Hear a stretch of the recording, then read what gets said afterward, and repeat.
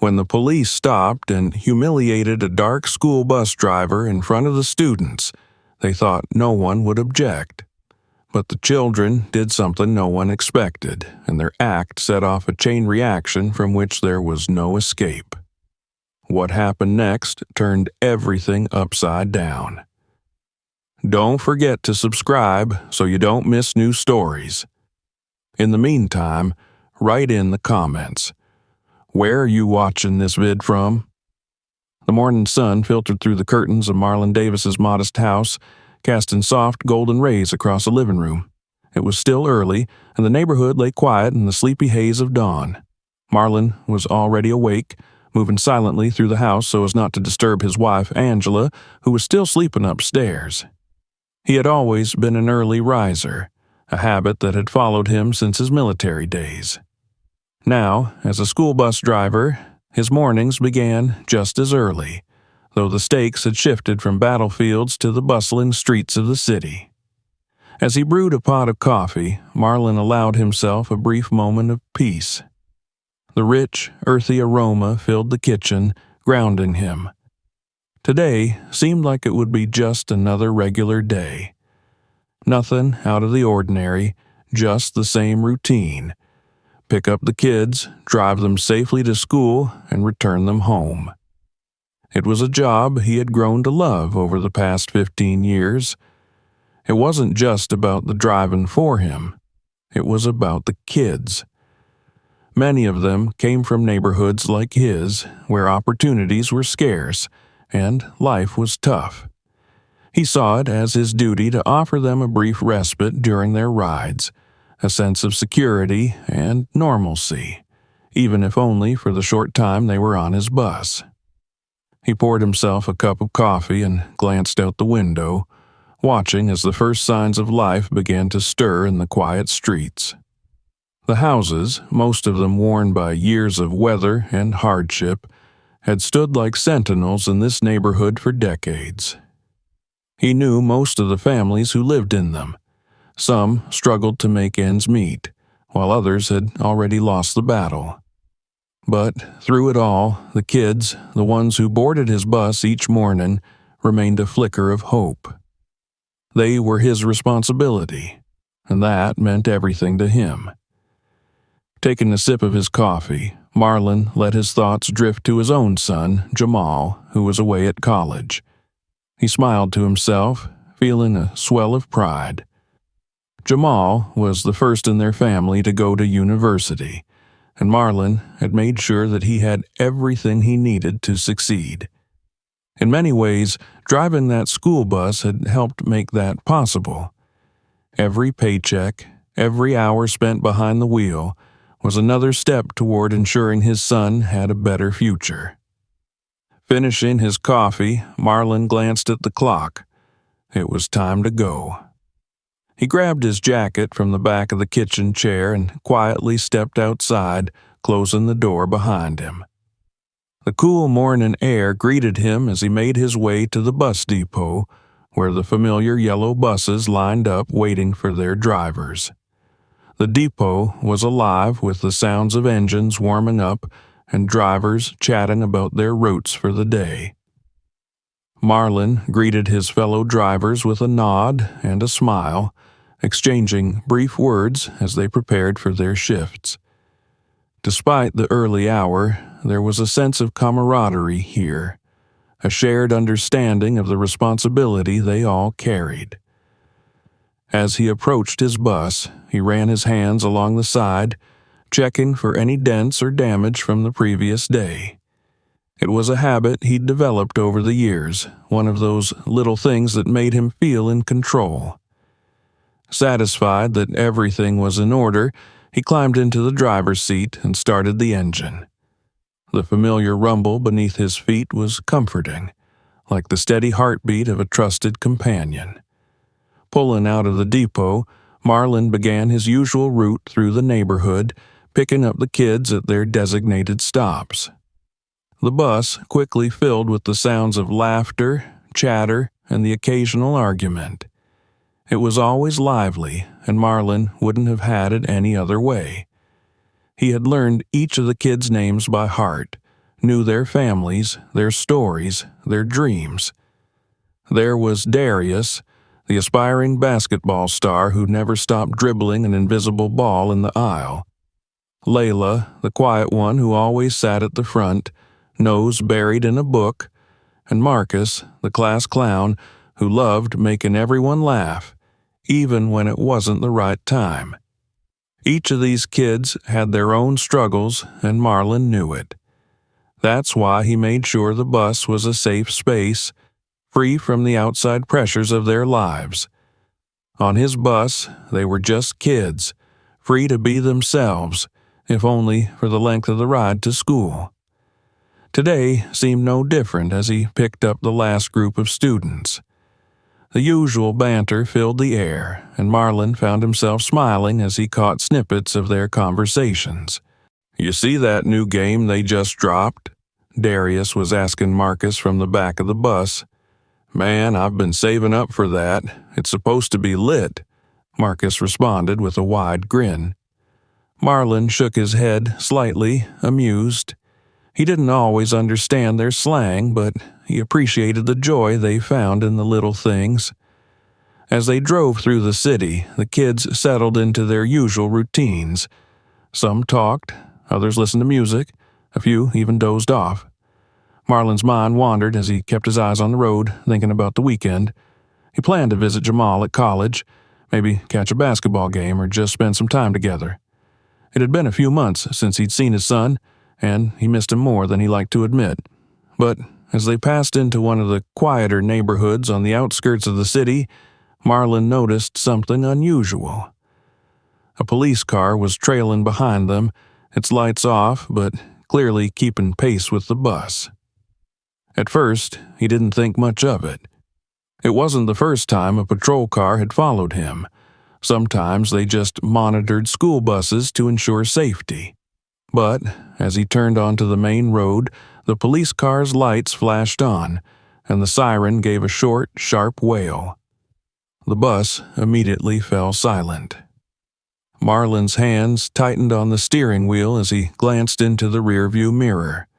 The kids were all staring out the windows, eyes wide, whispering to one another. "What's going on, Mr. D?" Layla asked softly from the front seat, her book forgotten in her lap. "I'm not sure," Marlon replied, keeping his voice calm. "Just stay seated. Everything's going to be fine." He pulled the bus to the side of the road and watched as the police car came to a stop behind them. Two officers stepped out, both white, both wearing the serious expressions that Marlon had come to know too well. A familiar sense of unease settled in his gut. This wasn't the first time he'd been pulled over by the police. He knew what was coming. He could feel it in the way they approached, the tension in their steps. One of the officers, a tall, broad-shouldered man with a buzz cut, walked up to the driver's side window and knocked on it with more force than necessary. Marlon rolled the window down and looked up at him. "Driver's license and registration," the officer demanded, his tone clipped. Marlon nodded and reached for his wallet, keeping his movements slow and deliberate. He handed the officer his license and the bus's registration, hoping this would be over quickly. But the officer didn't move. He stood there, flipping through the documents with a frown.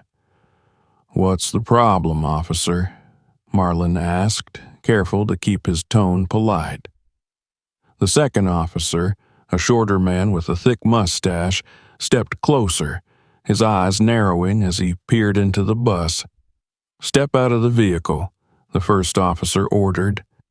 Marlon's heart sank. This wasn't going to be simple. He could feel the kids' eyes on him, waiting, watching.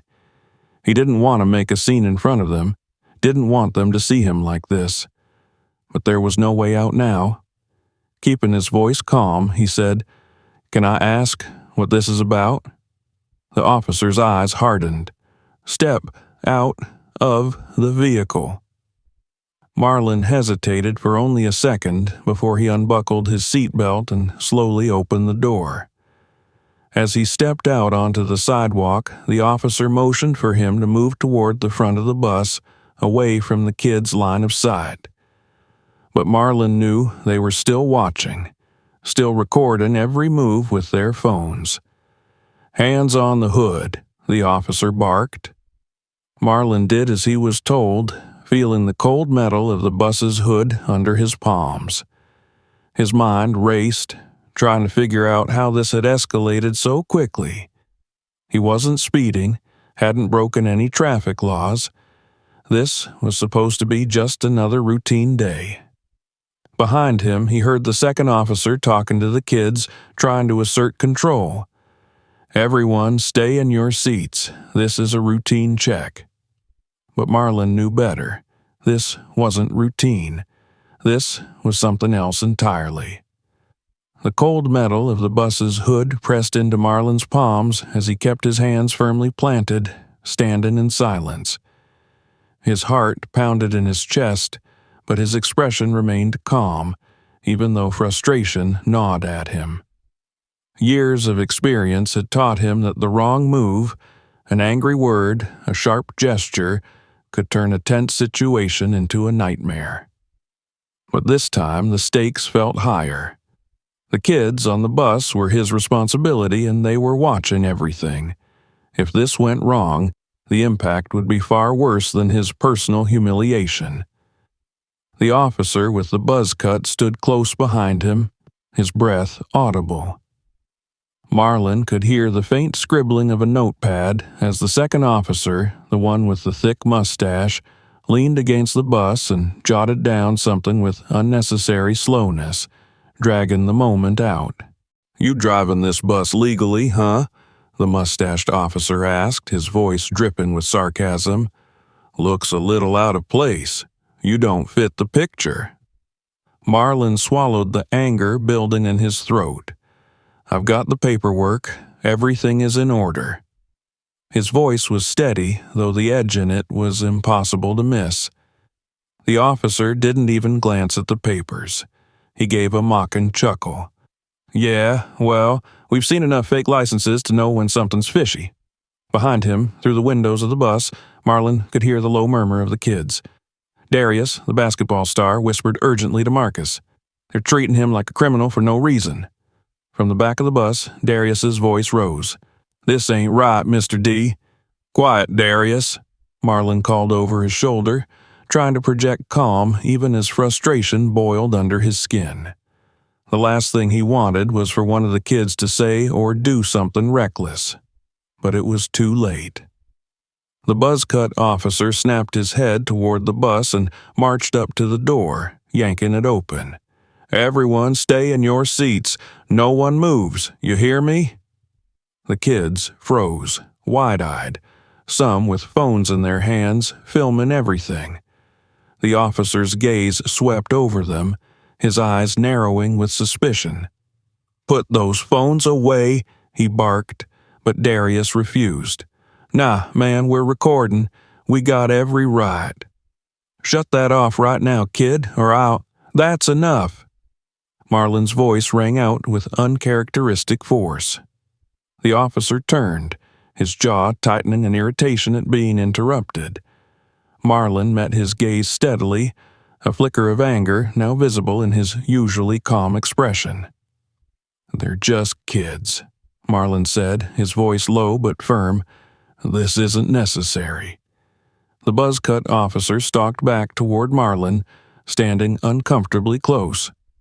"I'll decide what's necessary," he muttered, then, louder, "Hands back on the hood." Marlin complied, glancing sideways just long enough to see Darius holding his phone higher, still recording. Darius had that look in his eye, fierce, rebellious. Marlin knew that look. He'd seen it in boys growing up in neighborhoods like this, boys tired of being treated like criminals just for existing. "Why you acting like this, man?" Marlin asked the officer, his tone even but edged with exhaustion. "I'm just doing my job. These kids didn't do anything." The officer grunted.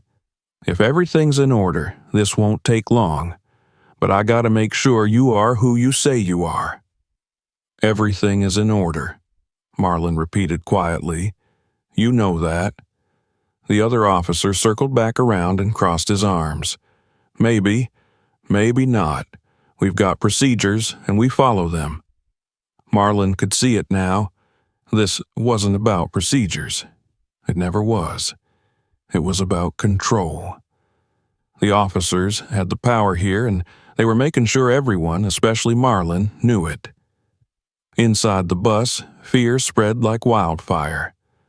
Layla, always the quiet one, clutched her book tightly to her chest, her face pale. "Are they going to arrest Mr. D?" she whispered to the girl next to her. Darius leaned into the aisle. "Nah, they're trying to scare him." Marcus, the class clown, wasn't joking this time.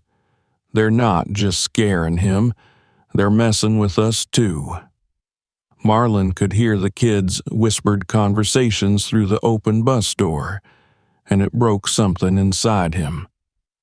They shouldn't have to see this. Shouldn't have to witness him being treated like a suspect just because of the color of his skin. The officer stepped back, glancing at his partner. "You know what? I think we're going to need to take this guy in for further questioning, just to be safe." Marlin's stomach dropped. "You can't do that," he said firmly. "I've got kids on this bus. I'm their driver. Their parents are waiting for them at school. You can't just take me in." "We'll find them another driver," the mustached officer replied with a shrug. "Meanwhile, you're coming with us." The tension on the bus reached a breaking point. Darius stood up, his phone still filming. "You're not taking Mr. D. He didn't do anything." The buzz-cut officer whipped around. "Sit down, kid, or I'll—" "You'll what?" Darius shot back, defiant. "You're gonna arrest me too?" The officer stormed toward the bus door, but Marlin quickly stepped between them, blocking the officer's path. "That's enough," Marlin barked, his voice carrying a weight that made even the officer pause for a moment. "They're kids," Marlin repeated slowly, enunciating every word. "You're not laying a hand on them." The officer glared at him but didn't move. Behind Marlin, Darius kept the camera rolling, refusing to back down. The tension crackled in the air like electricity. Finally, the mustached officer sighed. "Let's wrap this up before things get out of hand." Marlin exhaled slowly, the knot in his stomach tightening. He knew things were already out of hand, but at least for now, the kids were safe. The officers conferred briefly, speaking in low voices Marlin couldn't make out. After a moment, the mustached officer turned back toward him. "All right," he said grudgingly. "You can go, but next time, watch yourself. We'll be watching." Marlin bit back a retort and gave a stiff nod. "Sure." As the officers returned to their patrol car, Marlin slowly walked back to the bus, every muscle in his body aching with tension. The kids watched him with wide eyes as he climbed into the driver's seat. "You okay, Mr. D?"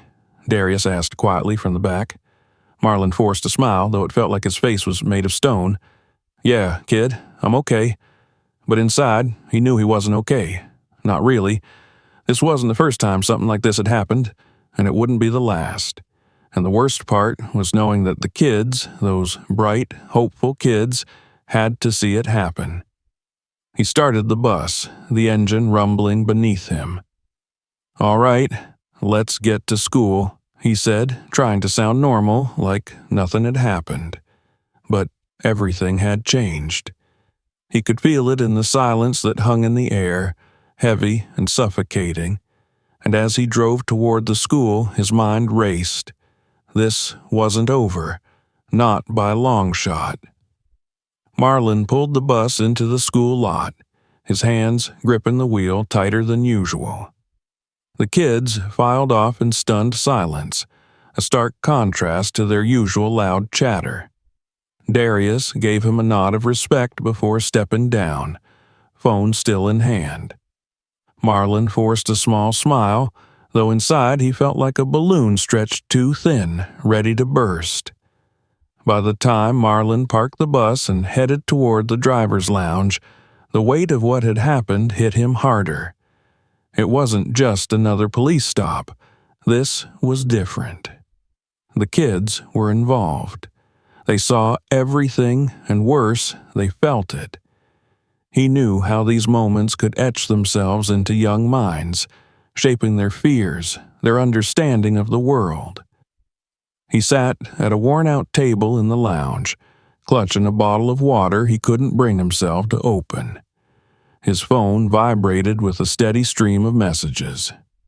At first, he thought it might be from Angela or Jamal, but as he scrolled through, the flood of notifications startled him. "Did this really happen?" one message read, accompanied by a link. Marlon clicked it. His heart sank as he saw a video thumbnail, the officer shouting, Marlon standing with his hands on the hood of the bus, and Darius filming from the aisle. The video was everywhere: Twitter, Instagram, Facebook. It had already been shared thousands of times. People were enraged. "I thought this was just another day. Nope, not for us." The caption from Darius's post hit Marlon in the chest like a hammer. It had gone viral. The comments were relentless. "What the hell is wrong with these cops? That man was just doing his job. Fire those officers now. This is why we can't trust the system." Every refresh brought more messages, more outrage. Marlon's phone didn't stop buzzing. Activists had already picked up the video, organizing protests outside the police precinct. Local news stations were running the footage, and anchors were framing the incident as yet another case of racial profiling. Just as Marlon tried to process the situation, a call from the school principal interrupted him. "Marlon, we've got parents calling in. They saw the video."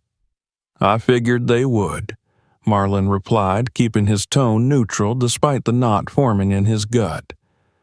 "The parents are furious," the principal continued. "They want answers. Some are even on their way to the school right now." Marlon ran a hand over his face. "What do you need me to do?"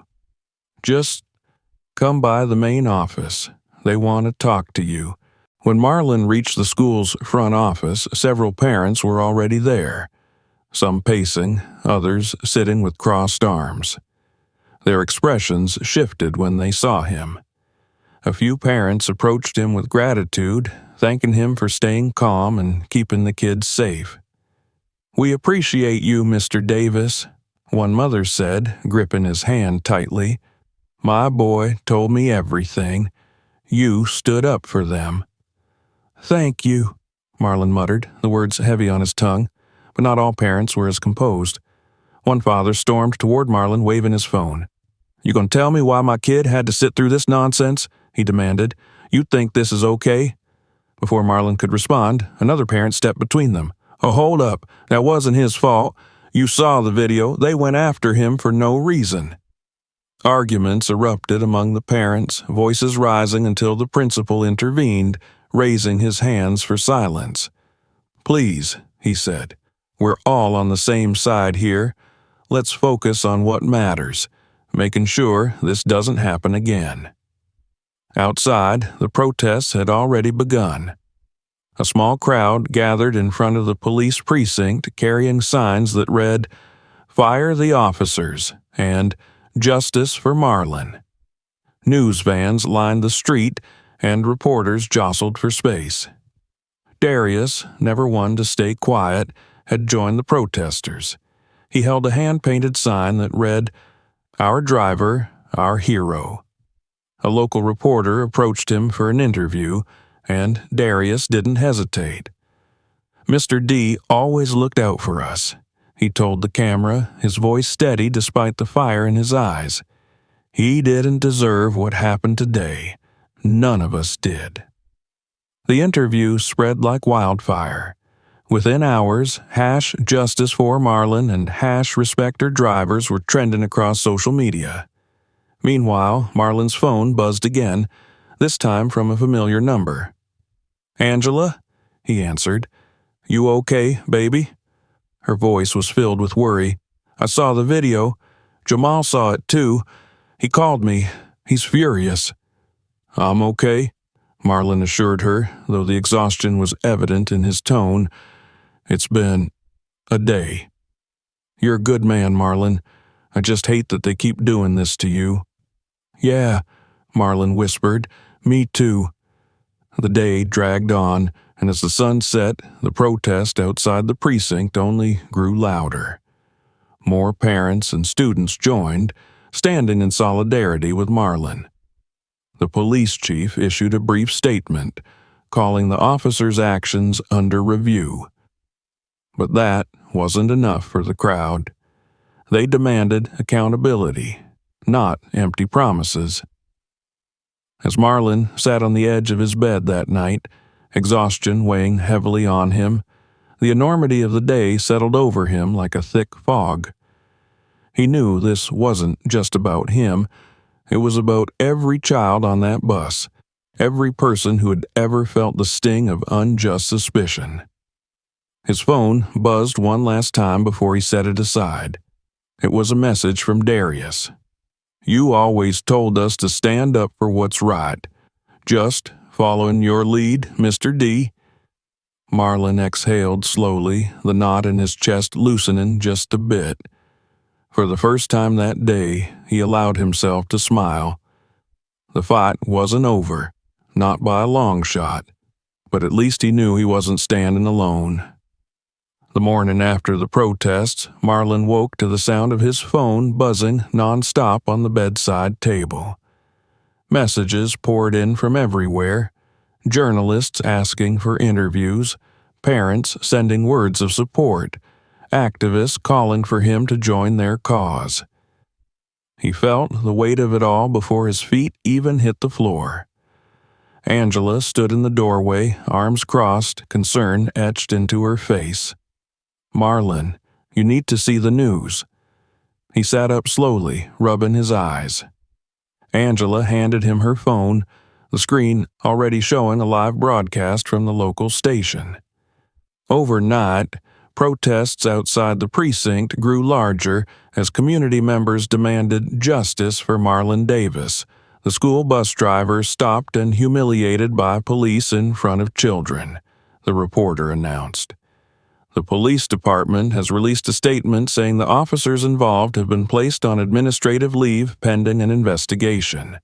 However, the public is calling for immediate firings. Marlon handed the phone back with a sigh. "They're just trying to cover themselves," he muttered. Angela sat beside him, placing a hand on his shoulder. "They know they messed up. They just don't want to admit it." He nodded slowly, feeling both exhausted and restless. The situation had spiraled far beyond what he could have imagined. It wasn't just about him anymore. It had become a symbol. Another reminder of the systemic injustice that people like him faced every day. Later that morning, the school principal called. "Marlon, I need you to come in," he said, his voice careful. "There's something you should see." When Marlon arrived at the school, a crowd had gathered outside. Parents, students, and community members filled the front lawn, holding signs and chanting for justice. The energy in the air was electric, charged with anger but also with hope. The principal met him at the door. "Come on," he said, leading Marlon toward the auditorium. "The kids wanted to do something for you." Marlon followed, his heart heavy with anticipation. When he entered the auditorium, the sight before him took his breath away. The students, those same kids he had driven every day, had organized a rally in his honor, banners reading "Our driver, our hero," stretched across the stage. Darius stood at the microphone, his usual playful expression replaced with one of seriousness. "We're here today because what happened to Mr. D was wrong," he said, his voice steady but filled with emotion. "He's always been there for us. Now it's our turn to be there for him." The auditorium erupted in applause. Marlon sat in the front row, overwhelmed by the support. His eyes stung, but he blinked back the tears. These kids, his kids, had taken a stand, and they weren't backing down. After the rally, parents approached him with hugs and words of encouragement. "We've got your back, Marlon," one mother said. "You're part of this community, and we won't let them treat you like this." The support gave him strength, but the fight wasn't over. That afternoon, Marlon received another call, this time from the police chief. "Marlon," the chief began, "I wanted to apologize personally for what happened. I've reviewed the footage, and I agree, it was unacceptable." Marlon listened in silence. "We're going to release a public apology," the chief continued, "and the officers involved will be dismissed. I just wanted to tell you first." Marlon exhaled slowly, his body finally relaxing. "Thank you," he said simply. It wasn't a victory, not entirely, but it was a step in the right direction. Later that evening, the community held a candlelight vigil outside the police precinct. Marlon stood among the crowd, Angela by his side, as they lit candles in silence. The flickering flames cast soft, warm light on their faces, a symbol of hope in the face of darkness. When it was his turn to speak, Marlon stepped forward, his heart full. He looked out at the faces of the people who had stood with him through the storm. The kids, the parents, the activists, even strangers who had seen the video and felt compelled to act. "I didn't ask for any of this," he began, his voice steady, "but I want to thank each and every one of you, not just for standing up for me, but for standing up for what's right." He paused, glancing at Darius and the crowd. "This fight isn't over," he continued, "but today we took a step forward, and as long as we keep standing together, we'll keep moving forward." The crowd erupted in applause, and Marlon stepped back, feeling lighter than he had in days. Angela squeezed his hand, and he gave her a small, grateful smile. The next morning, Marlon returned to his bus, his usual route waiting for him. As he pulled up to the first stop, Darius was there, waiting with a grin. "Ready for another ride, Mr. D?" Darius asked as he climbed aboard the bus, his phone tucked away this time. Marlon chuckled, feeling a warmth in his chest that hadn't been there in days. "Always ready, kid. Let's get moving." The other kids piled onto the bus, their usual energy restored. The chatter and laughter filled the space, creating the comforting hum of normalcy. As Marlon navigated the familiar streets, he reflected on everything that had happened. The anger, the protests, the fear, it had all been real. But so was the support, the solidarity, and the strength he had seen in the people around him. He knew this wouldn't be the last time he'd face prejudice. The system wouldn't change overnight, and there would be more challenges ahead. But now, he felt something he hadn't in a long time, a sense of hope. Not just for himself, but for the kids on this bus, for the community that had rallied behind him, and for everyone fighting the same battle. As the bus rolled toward the school, Marlon glanced in the rearview mirror, catching a glimpse of the kids. They weren't just passengers on his route. They were his responsibility, his joy, and his reason to keep going. He smiled to himself. We're going to be okay. Because for every obstacle they threw in his way, Marlon knew now that he wasn't facing it alone.